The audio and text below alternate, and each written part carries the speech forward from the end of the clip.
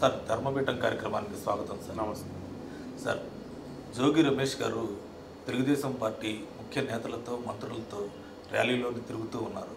వారు ఇప్పుడు తెలుగుదేశం పార్టీలో తిరిగి జాయిన్ అయ్యే అవకాశం ఏమైనా ఉందంటారా? అంటే జోగి రమేష్ మాజీ మంత్రి అండి, వైసీపీ మాజీ మంత్రి. వైఎస్ జగన్మోహన్ రెడ్డి గారికి ప్రధానమైన అనుచరులు ఎవరైనా ఉన్నారు అని అంటే అందులో మొదటి వరుసలో మొదటి 1, 2, 3, 4లో జోగి రమేష్ ఉంటారు. కొడాలి నాని గారు, సీదిరి అప్పలరాజు గారు, మరి జోగి రమేష్ గారు, వల్లభనేని వంశీ, ఇట్లా వీళ్ళంతా కూడా టాప్ ఫ్రంట్ లైన్ వారియర్స్ అన్నమాట. వాళ్ళు మరి ఆ వారియర్స్ చేరతారు అని అంటే ఒక ప్లాన్ ప్రకారం చేరొచ్చు. దానికి ఒక కార్యక్రమాన్ని, ఒక కుల సంఘం, ఆ కుల సంఘం కుల పెద్ద అని వాళ్ళు అనుకున్నారు. రాష్ట్ర నేతలను కూడా కిందికి రాష్ట్ర స్థాయి నేతలని దిగదార్చి కుల నేతగా చేసేవాళ్ళు ఉన్నారు. ఇప్పుడు ఎన్టీ రామారావు గారు ఉంటారండి, ఆయన జాతీయ స్థాయి నేత, ఆయన్ని కులనేతగా తయారు చేసేవాళ్ళు ఉన్నారు.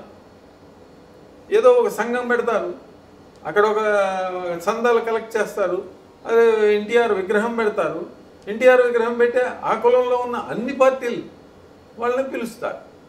అది ఒక సొంత కార్యక్రమం అన్నమాట, ప్రైవేట్ కార్యక్రమం, దానికి ఆపాదిస్తారు. అలాంటిది ఒక కార్యక్రమం నూజివీడులో జరిగింది. ఇది ఒక రాజకీయ ఎత్తుగడ. ఆ ఎత్తుగడలో భాగంగా జోగి రమేష్ గారు ఆ కార్యక్రమానికి ఎమ్మెల్యే గారైన శిరీష గారు, ఆమె ఎవరో కాదు, గౌతు లచ్చన్న, సిద్ధార్థ గౌతు లచ్చన్న గారి మనోరాలు, ప్రస్తుత ఎమ్మెల్యే, గతంలో ఓడిపోయారు పలాస నుంచి, సీదిరి అప్పలరాజు గారు. సీదిరి అప్పలరాజు గారు చాలా పవర్ఫుల్, కొన్ని కారణాల వలన అక్కడ ఆయన గెలవలేకపోయారు.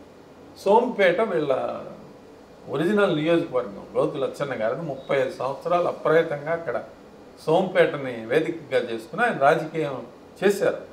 కృషికారుల పార్టీలో ఆయన జనరల్ సెక్రటరీ, ప్రెసిడెంట్ వచ్చి రంగా గారు. అట్లా ఆయన రాష్ట్ర వ్యాప్తంగా ఎమర్జెన్సీలో జైలుకు వెళ్ళారు. 1983లో మొదటిసారి ఆయన ఓడిపోవడం జరిగింది. అది ఎవరి మీద? మధ్య తులసీదాస్, కాంగ్రెస్ పార్టీ వాళ్ళ మీద ఓడిపోయాడు గౌతు లచ్చన్న గారు. తర్వాత గౌతు లచ్చన్న గారి కుమారుడైన శ్యామ్ సుందర్ శివాజీ గారికి 4 పర్యాయాలు తెలుగుదేశం పార్టీ టికెట్ ఇవ్వడం జరిగింది. సోంపేట నుంచి 2 పర్యాయాలు, ఒకసారి మరి పలాస నుంచి ఆయన గెలవడం జరిగింది. ఆరోగ్య కారణాల రీత్యా రాష్ట్రం ఆయన పోటీ చేయలేదు, ఆమె కుమార్తె పోటీ చేసింది. ఇందులో ఆమె కుమార్తె కూడా పార్టిసిపేట్ చేసింది. ఆమె ఒక వివరణ ఇచ్చింది. ఏమైనా వివరణ ఇచ్చిందంటే, అంటే ఇదంతా కూడా ఒక కుట్రపూరితంగా జరిగింది అనటానికి ప్రధానమైన కారణం గౌతు శిరీష గారు ఇచ్చిన వివరణ. ఆయన వచ్చి కూర్చుంటే నాకు సంస్కారం లేదా, నేను ఆమెను లేచి వెళ్ళమని ఎలా చెప్పను, నేను ఎట్లా లేచాను, ఆమె లేచి వెళ్ళకపోతే నువ్వు లేచెళ్ళు, రాజకీయం ఇది, ఇదేమో ఎవరింటో నువ్వు పేరెంటం కాదు, ఇది కుల సంఘ కార్యక్రమాలైనా అన్ని మొత్తం కూడా రాజకీయాలు మిళితమై ఉన్నాయి. కుల సంఘాలను ఎవరు చేస్తున్నారు, ఎవరెవరిని పిలుస్తున్నారు, అక్కడ ఎందుకు గొడవ. చాలా కుల సమావేశాల్లో వాసంశెట్టి సుభాష్ గారి కుల సంఘ సమావేశంలో అక్కడ గొడవ జరిగింది వైసీపీ వాళ్ళు వచ్చినప్పుడు. ఇట్లా జరుగుతూ ఉంటాయి. కంట్రోల్ లేని వ్యవహారాల్లోకి వెళ్ళకూడదు. రాజకీయ నాయకులు రాజకీయం చేయాలి. మీకు ఒక కులం వాళ్ళు వేస్తే ఓట్లు మీరు రాజకీయ నాయకులు అవ్వలేదు, అన్ని కులాల వాళ్ళు వేస్తే అయ్యారు. కాబట్టి ఆ సమావేశాన్ని ఎవరు ప్రభావితం చేస్తున్నారు, ఎవరు ప్రేరేపించారు, దీని వెనక అసలు ఎవరున్నారు, ఆ పాంప్లెట్లోనే విశిష్ట అతిథుల్లో జోగి రమేష్ పేరు ఉన్నప్పుడు మీరు వెళ్ళటం 100% తప్పే.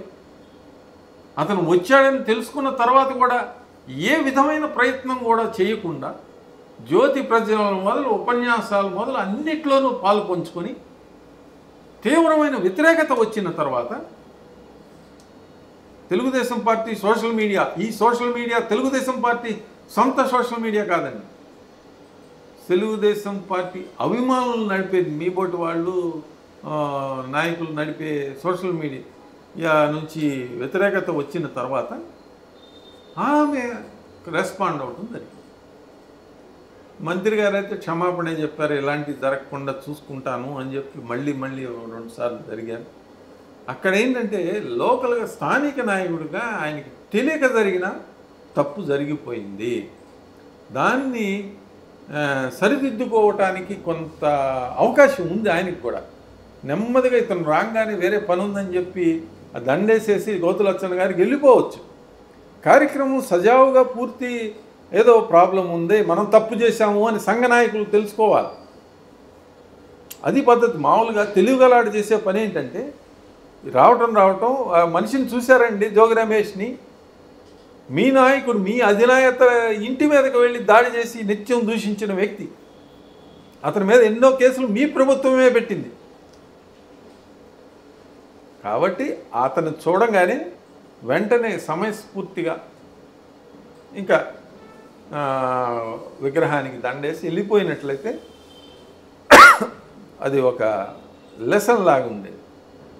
కానీ పూర్తి స్థాయిగా ఇంట్రెస్ట్గా, అందువలన జోగి రమేష్ గారు చేరతారా అని అడిగారు. చేరొచ్చు.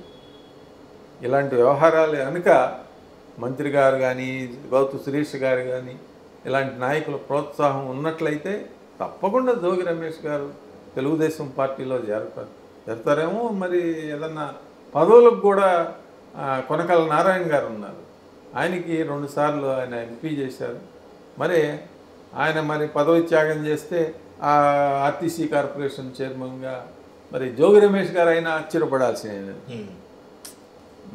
మీరు ఎక్కడా కూడా Telugu Desam party private social media అంటే వీళ్ళు అధినేతకు కానీ, నారా లోకేష్కి కానీ, ఈ శిరీష గారికి కానీ, మరి ఈ మినిస్టర్ పార్థసారథి గారికి కానీ అణిగి మణిగి పని చెయ్యరు. వాళ్ళు తెలుగుదేశం పార్టీ ఉన్నతినే లక్ష్యంగా చేసుకుని పనిచేసే కొంత రాష్ట్రంలో ఒక సోషల్ మీడియా ఉంది. వాళ్ళ ప్రభావం చాలా ఉంది. నిత్యం వీళ్ళు చేసే తప్పుల్ని వేలెత్తి చూపుతూ, ఈ నాయకులు చేసే వ్యవహారాలని ఎండగడుతూ వేలెత్తి చూపుతూ ఉంది. అదే శ్రీరామ రక్ష ఆ పార్టీకి కానీ, జనసేనకి కానీ నిత్యం వాళ్ళు ఎప్పుడు కూడా మానిటర్ చేస్తూ ఉంటారు. మరి ఆ కూటమి భవిష్యత్తుకి అందుకని చెప్పి వీళ్ళు ఆ స్టేట్మెంట్స్ అయ్యి ఇవ్వాల్సి వచ్చింది. ఏది ఏమైనా మీరు అన్నట్టు ఇలాంటి వ్యవహారాల వెనుక చాలా పెద్ద ఆలోచన ఉన్నట్లయితే తప్పకుండా భవిష్యత్తులో మీరు ఆయన్ని ఏదైనా ఆశ్చర్యపడాల్సిందేం లేదు.